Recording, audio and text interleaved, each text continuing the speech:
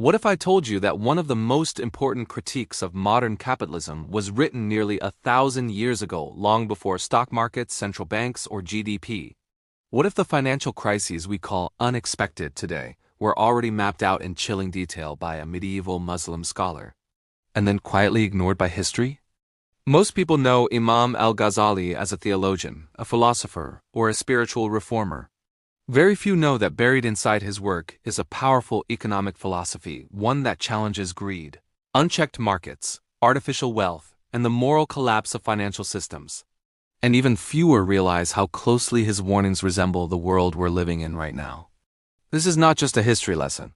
This is a forgotten blueprint for understanding why economies rise, why they break, and why they keep repeating the same mistakes.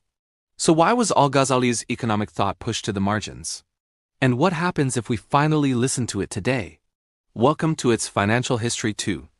To understand this, we need to go back to the 11th century, an age that looks distant on the surface, but shockingly familiar underneath. Al-Ghazali was born in 1058 in Persia, during the height of the Islamic Golden Age. This was a world of booming trade routes, sophisticated markets, paper money experiments, and global commerce stretching from China to Europe. Cities like Baghdad were financial powerhouses. Merchants, bankers, and money changers operated at a scale that rivaled early modern Europe. But beneath this prosperity, something was going wrong. Wealth was concentrating. Speculation was rising. Scholars were being funded by political elites. And religion, ethics, and economics were slowly drifting apart. Al-Ghazali wasn't trained as an economist in the modern sense. He was trained as a jurist, philosopher, and theologian.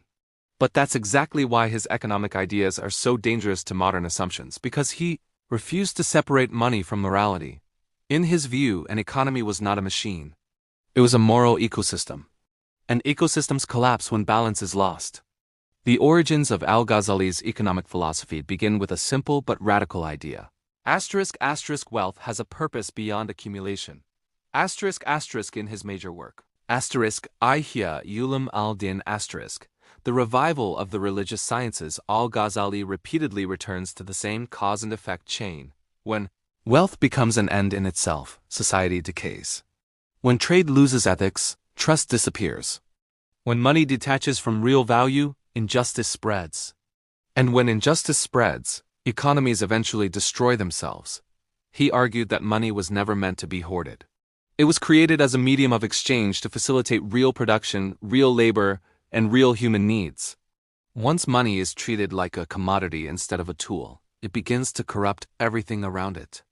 This is why Al-Ghazali was deeply critical of riba not just as interest but as unearned, risk-free gain detached from productive effort. He saw riba as a distortion of economic reality, profit without participation, reward without risk. And here's the crucial twist. Al-Ghazali did not believe markets were evil. He believed unethical markets were an inevitable if morality was removed. As trade expanded and wealth increased, the system appeared to rise. Cities grew richer, merchants grew powerful. States collected more taxes. On the surface, it looked like success. But Al-Ghazali noticed something subtle happening at the same time. People began confusing price with value Luxury replaced necessity.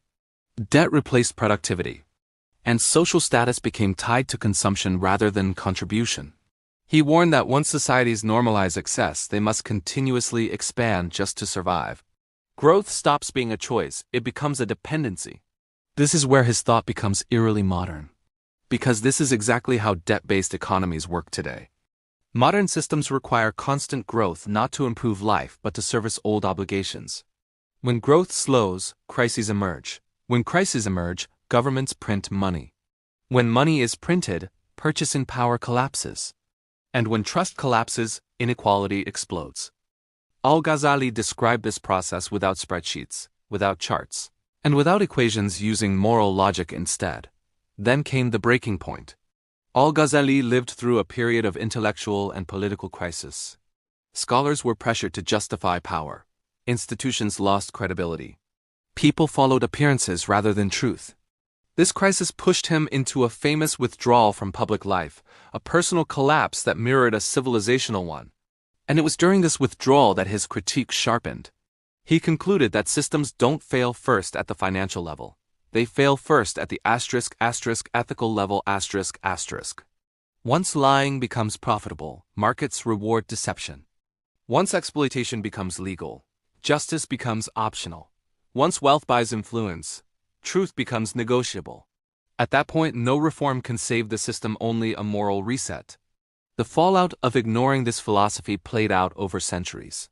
Islamic civilization, once economically dominant, gradually lost its ethical cohesion. Trade remained, but trust weakened. Institutions survived, but their spirit faded. Meanwhile, Europe later adopted many Islamic financial techniques, contracts, banking instruments, trade law, but removed the moral constraints. The result was explosive growth, followed by explosive crises. From the Dutch tulip bubble to the South Sea bubble to the Great Depression to the 2008 financial collapse, the same pattern repeated. Speculation disconnected from real value. Risk transferred downward, profits privatized, losses socialized. Exactly what Al-Ghazali warned against. So what about the failed fixes? Every time a crisis hits, modern systems respond the same way. Lower interest rates, print more money, bail out institutions, promise regulation later. But Al-Ghazali would argue these are not solutions. They are delays. Because you cannot fix a moral problem with technical tools. If the goal remains infinite accumulation, no policy will be enough. If success is still measured only by growth, collapse is only postponed. If humans are treated as inputs rather than moral agents, instability becomes permanent. And this is where the modern parallels become impossible to ignore. Today, a tiny percentage of the global population controls more wealth than billions combined. Household debt in many countries exceeds income. Financial assets grow faster than real production. And money itself is no longer tied to anything tangible. We are living inside the exact abstraction Al-Ghazali feared. So what did he actually propose instead? Not utopia. Not poverty. Not isolation. Balance. He believed healthy economies rest on three foundations. First, real value creation wealth must come from effort, risk, and contribution. Second, ethical boundaries not everything profitable is permissible. Third, social responsibility economic success loses legitimacy if society collapses around it. These ideas don't reject markets. They discipline them. And that's why they were inconvenient then and now. So let's bring this home. What are the takeaways from Al-Ghazali's hidden economic philosophy? Takeaway 1. Economic systems collapse when morality is treated as optional. Stability requires ethics, not just efficiency. Takeaway 2. Debt, speculation, and artificial wealth can create the illusion of prosperity, but they always demand repayment, one way or another. Takeaway 3. True economic success is not measured by how much a society produces, but by how justly that wealth circulates. And here's the warning. If we continue believing that smarter algorithms, faster markets, or bigger bailouts will save us without addressing the moral core, we will keep repeating the same cycle, faster and more violently each time. Al-Ghazali didn't predict our future. He explained our present. The question is not whether his ideas are relevant. The question is whether we're willing to listen before the next collapse forces us to.